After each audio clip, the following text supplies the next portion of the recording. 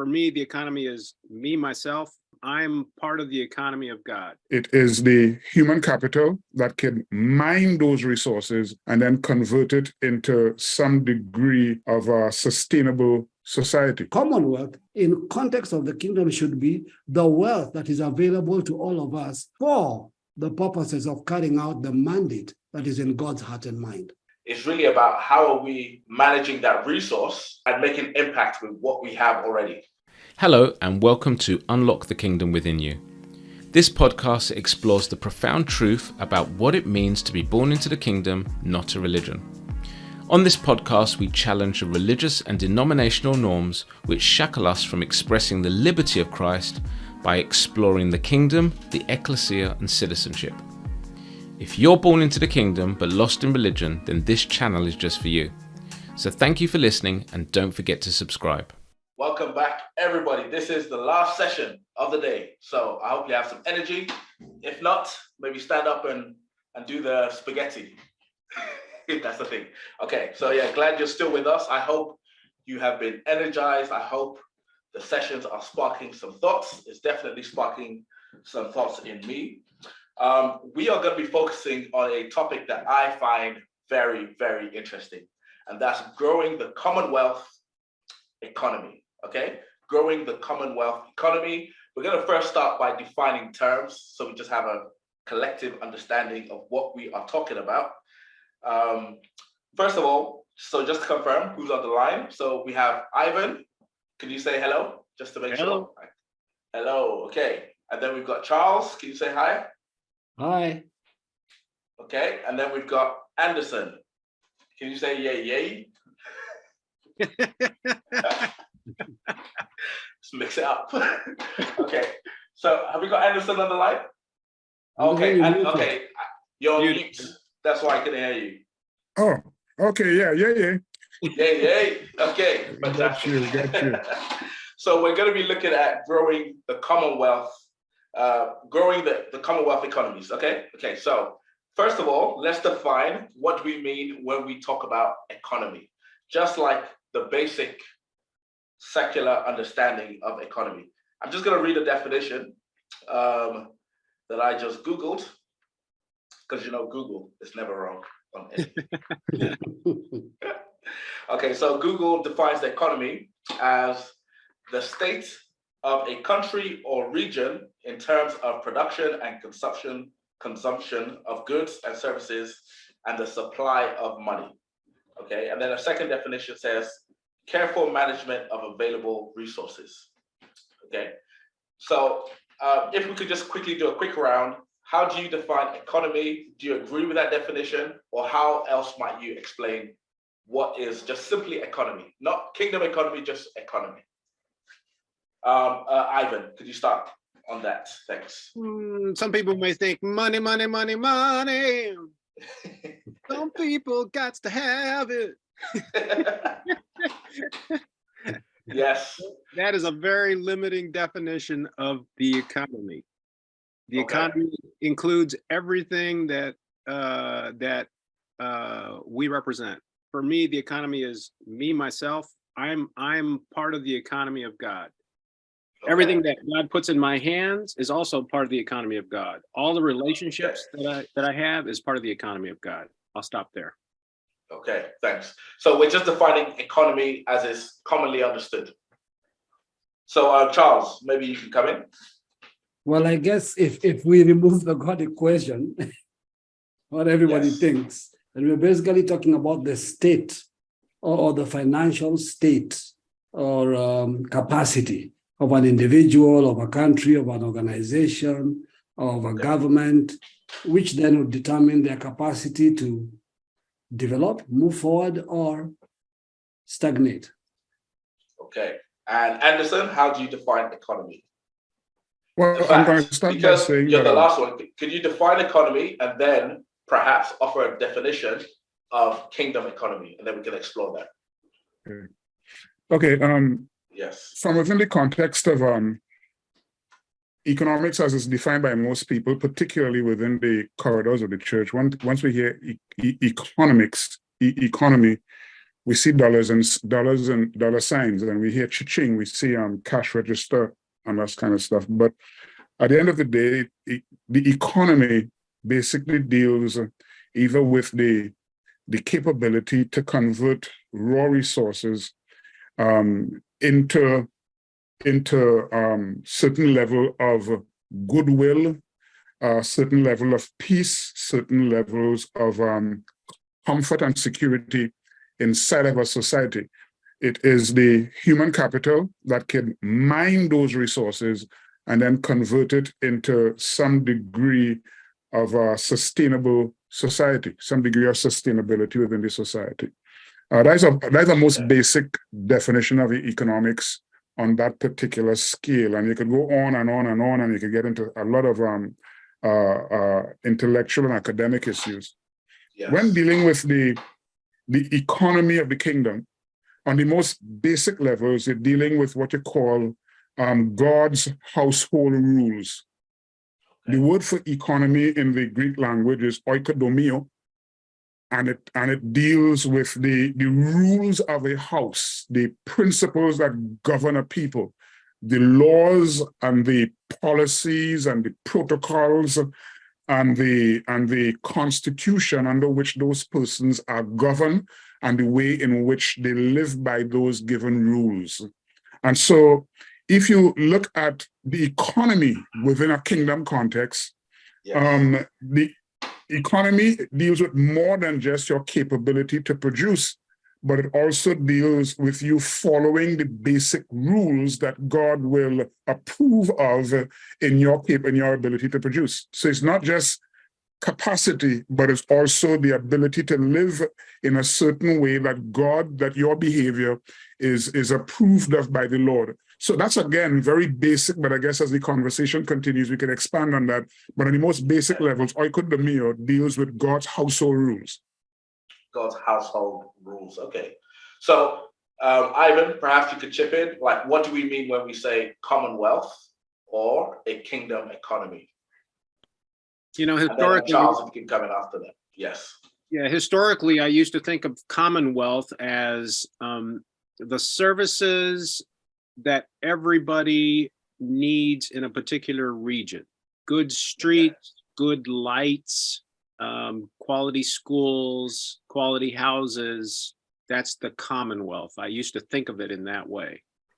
Now, when it comes to the kingdom of God and God's economia, the rules of the house, to me, that means God has already got all the provisions for his house, for his kingdom.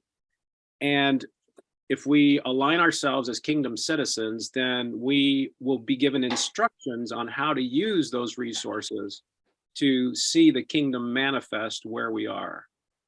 So I'm a steward, but I follow the instructions of the king to do with the things that he puts at my disposal and at the Ekklesia's disposal to implement the house rules of God on the earth. That's how I see it. Nice. Okay. And Charles? Again, my usual phrase, confirmation bias. You hear the term commonwealth, you're coming from, they no longer call us third world, by the way, they call us the global south, a much posher name. It gives us more value. So if you come from the global south, commonwealth would mean the countries under the king or queen's domain, and the wealth is only common with the king and nobody else. So that'll be a primary mindset that would already inform the thinking.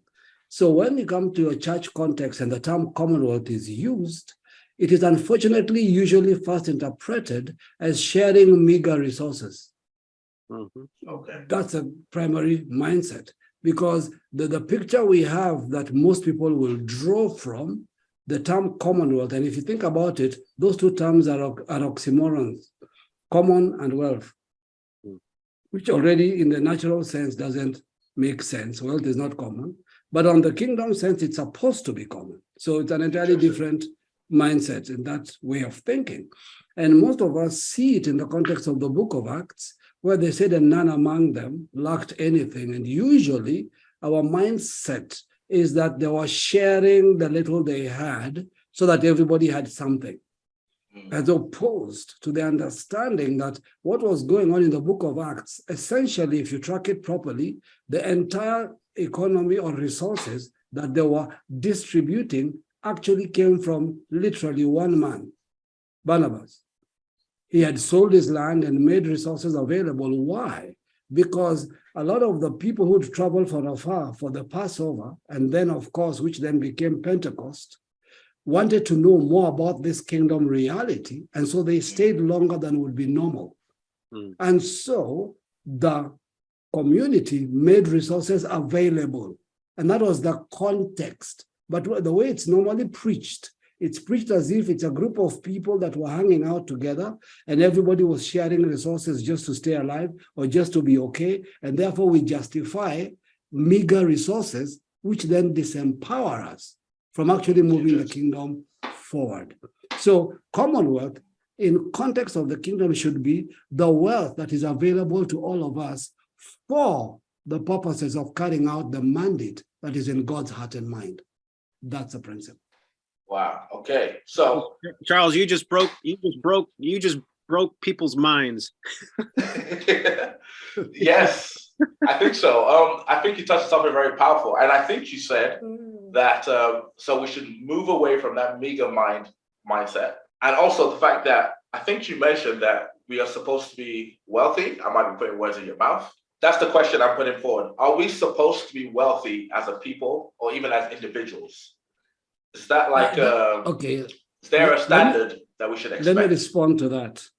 Yes. Wealth is relative based on something Anderson mentioned earlier, capacity.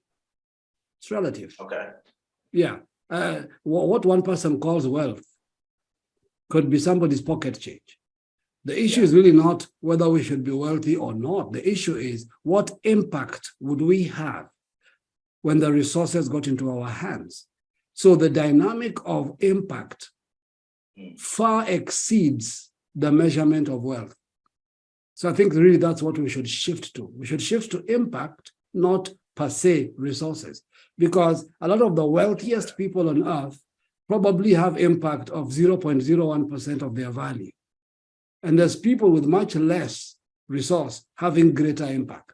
So wealth in its proper context, if it was to operate from a kingdom dynamic, would be the most powerful force for impact, not so much the idea of who became wealthy or not. Yes. So you're saying that the emphasis should be on impact. Okay. So Ivan, I'm going to put that question to yourself. Are we supposed to be wealthy or are we supposed to be poor? We to me, it's not a question of whether we're supposed to be wealthy. We are wealthy if we recognize whose house we live in. If it's God's house rules and we are in God's house and he owns everything, then we are wealthy. We just don't know. We just haven't recognized that. And we don't understand how to use wealth to impact society for the sake of the kingdom of God. If our intent was right and our purpose was right, then it wouldn't be a question of how wealthy are you? It's what kind of impact are we having in the society, which reflects the manifestation of the kingdom of God in people's lives. Designed by citizens for citizens, the Nation Builders app is designed for you to get involved with building the society Jesus had in mind. The app is built upon 4 principles: connect, communicate, community, and collaborate. Connect through your very own digital profile. Share your thoughts and ideas through engaging posts, videos, and events. Communicate. Develop long-lasting friendships with fellow citizens through your own personal inbox. Receive real-time alerts on new comments, messages, likes, and friend requests. Community. Our open door policy means you can connect with online communities and special interest groups to fellowship together. Collaborate. Our civic spaces focus on cultivating the civic life of citizens through community, education, governance, and enterprise. Don't delay. Sign up for free now at www.nationbuilders.community or download our free Nation Builders app on Play Store. Amen. Yeah, I really think you said something really powerful. You know, we are wealthy. I think part of how the enemy impoverishes us is to make us think that we have lack in the first place. It's literally what the enemy did in the garden. You know, the Lord said, have all these trees, you can eat anything apart from this one tree. And then the serpent comes to the woman and he makes her feel like there's something missing. There's You know? scarcity. And so scarcity, yeah. Imagine having so much abundance and yet you have a scarcity mindset. So I think there is something that we need to tap in, because God is wealth. There is wealth in the kingdom. It's really about how are we managing that resource and making impact with what we have already. Because if you think you're poor, you become poor indeed, even if you have money. Okay, so what's the difference between the love of money and wealth creation? Anderson, would you like to come in on that? Also, if anybody wants to just come in, feel free just to come in and I will try to manage the conversation. Some people define wealth as the utilization of their resources that are primarily designed to satisfy their own need. And some of them love admiring the many zeros in their bank account or the lack of zeros in their bank account. Some of them, all of their energies, all of their resources are directed primarily towards their own selfish need. That is what I would define on a most basic level as the love of money. It is almost as if they are owned by the monies that they work for, or all their energies are invested in just making another dollar for themselves. In terms of wealth creation, it is a matter of utilizing and discovering the broad dimensions of God's enormous plan, and it's a matter of acknowledging the power of creation that lives inside of your own heart and mind, and the ability to effectively utilize that in order to generate income for the advance of God's intentions. At no point should your personal resources be so fixated on your individual need that you cannot see the bigger plan of God. And that takes me to the most fundamental scripture that most of us are aware of, that God gives us the sheil, or the power, the capacity to get wealth. And so when we talk about the capacity to get wealth, that involves basically all of the utilization of your own natural faculty in order to generate income. That is not just a matter of investments. Most people might think investments, but how do you define investments in a day when those scriptures were given, when the concept of investment was not existing? How do you define banking? Because most of us, when you hear God giving you the power to get wealth, we utilize modern day acceptable concepts in order to justify it. And we think, well, we could go to a venture capitalist and broach an idea and hope that they would be able to provide you with a certain level of startup income, startup capital to build a business. But at that particular time, it involved, in a very real sense, tapping into the mind of God for creative ideas in order to advance his intentions. It sounds a bit puerile, but the truth is, when God could come to a man and say to him, well, you don't have to run to another city the way other people are going. There's drought here. Dig wells right here. It means that the mind of God and the Spirit of God is sufficient to allow us to tap into an economy that God has that exists way outside of the landscape of our acceptable norms. And I think the moment we begin to see it like that, we begin to lift our gaze a little bit higher. We begin to think a little bit more profoundly, because we are still utilizing 2023 concepts to define principles that existed without most of these economic models that we have grown accustomed to. In those days, it came down to hearing God and obeying God. In those days, it came down to living outside of the perimeters of acceptable norm. And in a day of drought, a man had to go and dig wells. It required that you had to tap into a dimension of God that was for real and generate the kind of resources to take his purpose going forward. Wow. Okay. Maybe I should interject. Oh, Charles, come in. Yes. Yeah, I guess you asked the question, and I'll draw a lot from what Andy is saying. You asked the question, the love of money. And I think we need to define that on three levels. Love of money has nothing to do with having money. Okay. Absolutely. Need, greed, both are love of God, love of money. So a needy man can be just as dangerous as a greedy man when it comes to money. They could be driven by the same absolute forces. You know, and I add a third dimension. The word love there strongly points towards trust. When you trust money more than, you know, it's where your trust is based on.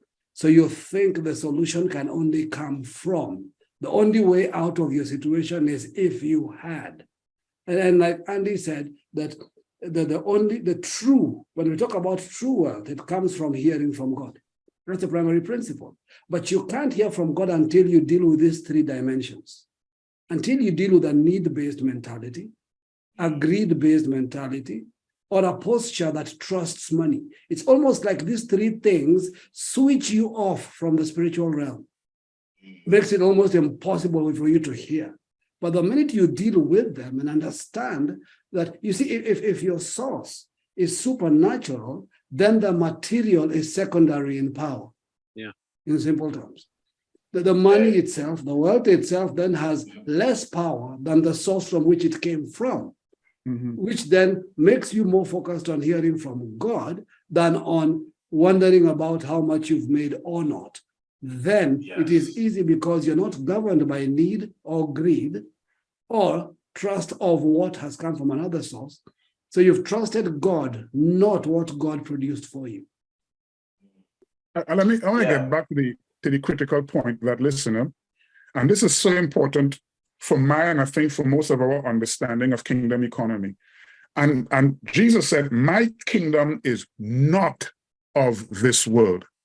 And the more we continue to define kingdom economics by looking at patterns inside of this cosmos or this current arrangement, we are literally spinning top in mud, as they say in the Caribbean. This is a mad analysis you're engaged in right here. The kingdom has an economy of its own. That is one of the most profound concepts that I could actually say to you. The kingdom has an economy of its own.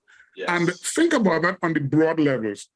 If at all a guy like Elijah, knowing, well, okay, my personal income, my personal finances would be affected by me declaring a curse on the economic system inside of Ahab's world, how authoritative will I do that? Knowing that if I do that, it affects my income. But when you could speak with that authority and tell Ahab, no rain, your entire agrarian economy will be affected by this one word. There'll be no rain in this country for 3.5 years.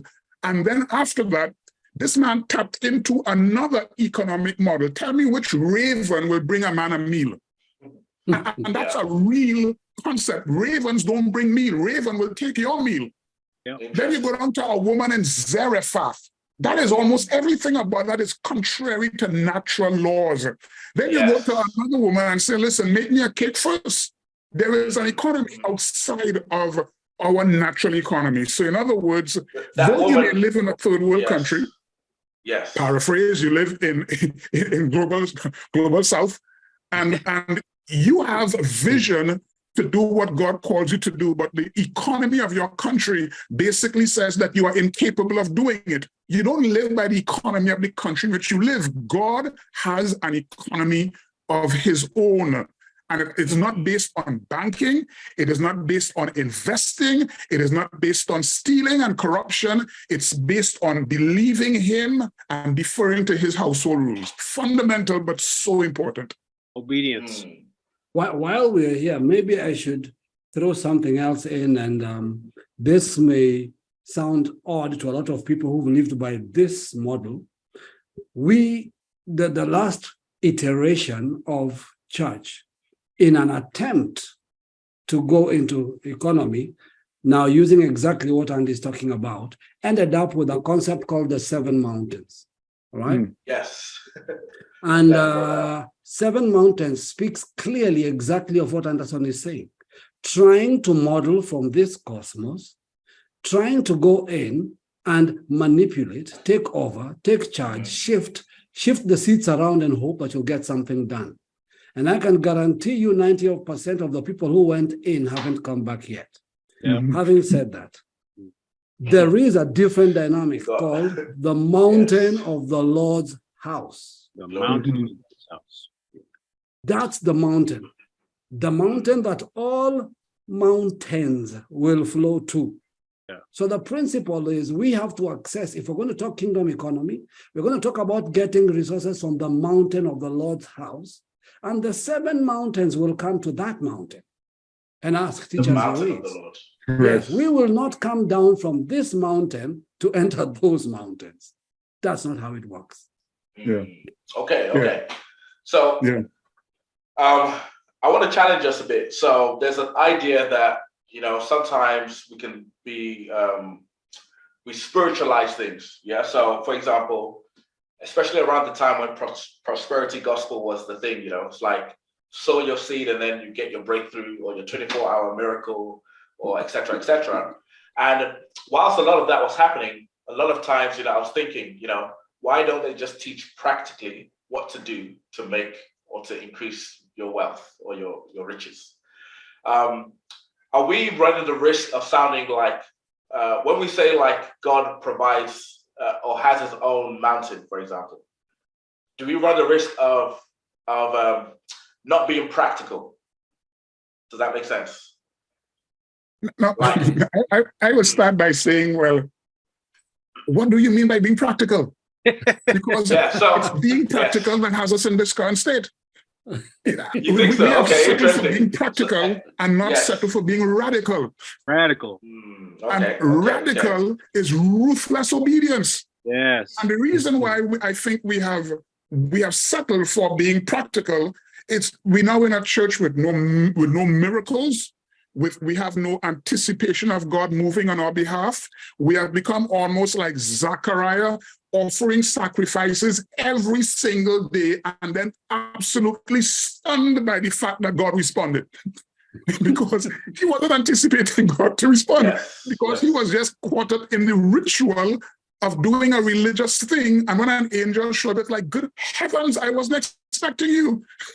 But we have settled for the practical now. Mind you, while I understand the point that you're making, we still, being spiritual does not rob us of common sense. That's a very fundamental point, right? It doesn't rob us of common sense. I'm not saying that you must be loose with your spending. You must be reckless with your investing. You must be indisciplined in your operations. You just don't seek out opportunities in order to generate some degree of wealth. I'm not dismissing none of that at all. All of those things I recommend we do, because we are in fact living in a specific time. God determines the exact time that we shall live. So while we can describe biblical economics as a time without banks, without venture capitalists, etc., we do have to take note of the fact that God determined that we be alive in a day when there are banks, when there are venture capitalists. And so we do have to utilize what is available to us. But while we utilize that, that is not the all in all. That is not the focal point. That is not the absolute of all of our pursuit. And that is important. Well, okay. While we're on that topic, because you went down that rabbit hole. By the way, I have a few more rabbit holes. So, all right. So here we are. So here we are.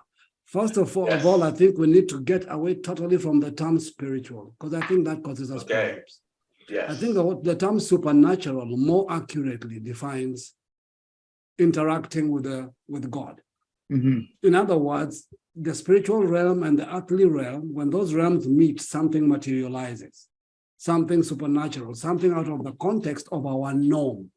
And that's the primary. Every thought God had in creation, he materialized. So that's a context. The problem is when we try to apply rules that don't fit. Okay? So when you take a rule, a simple rule like sowing seed, you cannot take it away from its context. It is only in the church context that a seed grows in 24 hours. Absolutely amazing. Nowhere else in creation does that happen.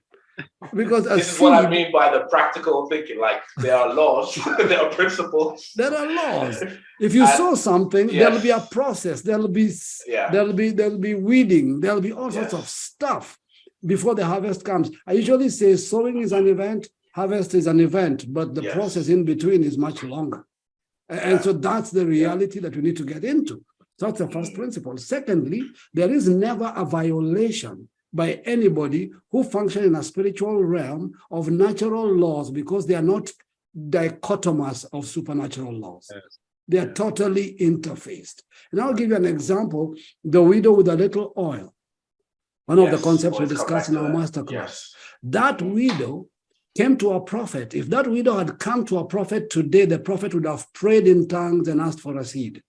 How would have been the model to deal with it? You know, but Elisha, the highest ranked prophet in the land, who can speak to the king, knows that there is a law that when debts are owed, they are paid. And he could have summoned the creditor and said, let this widow go. He didn't. He gave her a model. He gave her a process. He gave her a practical way, not only to deal with the issue, but to live outside of that realm. He did not violate civil law, because the law said if somebody owed, you could take their children to pay off the debt. He didn't violate it. So there is Yes. no way we are going to violate a law that God put in the earth that we call natural and think we'll supersede it with another law that God created called spiritual. They do not conflict. They work That's together. right. Absolutely. Absolutely. Thank you for joining our fireside talk about the kingdom. My name is Frederick Tobin, and I hope this podcast has been a blessing to you. If you'd like to continue to receive fresh insight into the kingdom, click the notification bell to follow us. For further information about the kingdom, visit our website www.unlockthekingdomwithinyou.com to download your free ebook. See you soon.